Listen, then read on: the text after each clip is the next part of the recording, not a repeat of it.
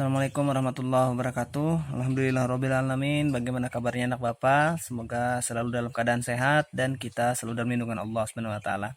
Anak Bapak, hari ini kita akan belajar tematik tema 3 mata pelajaran PKN. Silahkan anak Bapak buka buku paketnya halaman 51.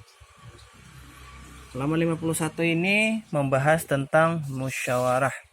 Ya, musyawarah. Anak Bapak tahu nggak musyawarah itu apa?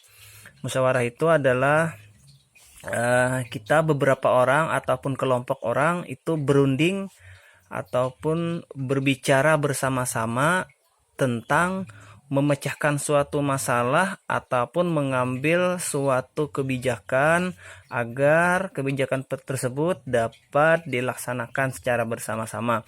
Contohnya musyawarah itu misalnya dalam menghadapi kegiatan 17 Agustus di kampung kita. Nah, itu diadakan musyawarah atau rapat tentang pelaksanaannya bagaimana. Kemudian lagi musyawarah pemilihan ketua RT di kampung ya.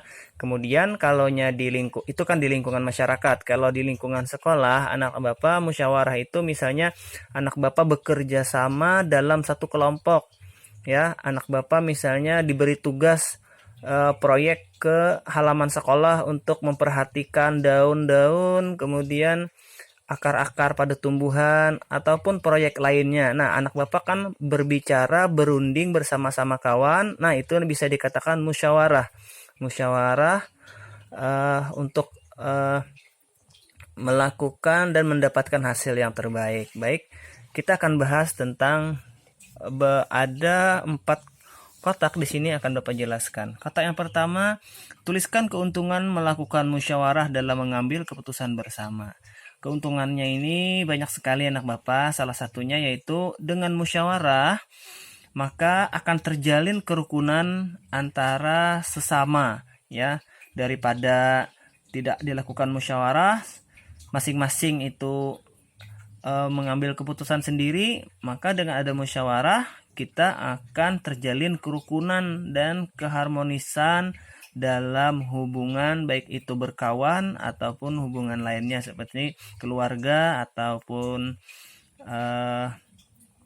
ya seperti kalian misalnya di kelas. Dengan adanya musyawarah itu kalian akan dapatkan keakraban lagi dengan kawan. Kemudian manfaat yang kedua yaitu hasil dari musyawarah itu akan disetujui bersama, karena kan banyak yang bersuara seperti ini akhirnya disetujui oleh kawan kalian dan itulah hasil keputusan bersama. Jadi yang didapat hasilnya adalah semua hasil itu disetujui oleh semua pihak ya, hasil akhirnya. Kemudian yang ketiga lagi misalnya kita belajar menghargai pendapat kawan atau orang lain. Misalnya kalian dalam musyawarah itu tidak sependapat dengan si kawan kalian, namun banyak kawan kalian yang sependapat dengan dia. Nah, kita harus belajar menghargai pendapatnya dan kita belajar menghargai keputusan hasil musyawarah.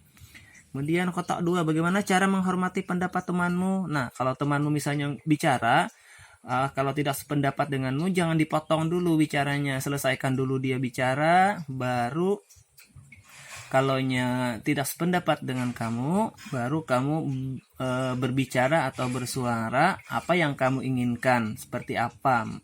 Nah, seperti itu cara menghormati pendapat temanmu. Kemudian yang lain caranya yaitu kita jangan mengejek-ngejek pendapatnya ya. Jadi kita tidak boleh seperti itu ya anak Bapak.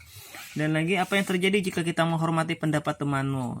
Yang terjadi adalah teman kamu akan senang dan hubungan kalian akan selalu baik. Seandainya kamu tidak menghormati pendapat temanmu, tentunya teman kamu akan jengkel dan kalian akan nantinya bermusuhan. Nah, itu tidak bagus ya kawan-kawan.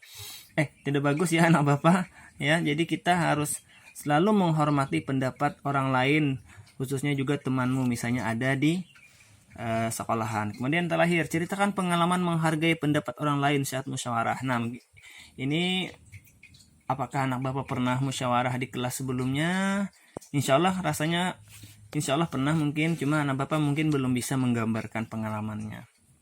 Oke, nah itu saja pembelajaran dari Bapak hari ini. Mudah-mudahan bermanfaat. Mudah-mudahan anak Bapak bisa nanti sampai besar, sampai dewasa kita mengaplikasikan musyawarah ini dalam kehidupan kita sehari-hari, baik di lingkungan rumah ataupun di lingkungan masyarakat. Karena musyawarah ini merupakan, kita mengamalkan musyawarah ini, kita sudah mengamalkan pengamalan pada Pancasila, yaitu sila keempat. Sila keempat bunyinya yaitu kerakyatan yang dipimpin oleh hikmat kebijaksanaan dalam permusyawaratan perwakilan. Jadi musyawarah untuk mufakat itu adalah pengamalan dari Pancasila, yaitu sila keempat. Oke, itu saja yang dapat Bapak sampaikan hari ini. Mohon maaf atas segala kekurangan. Assalamualaikum warahmatullahi wabarakatuh.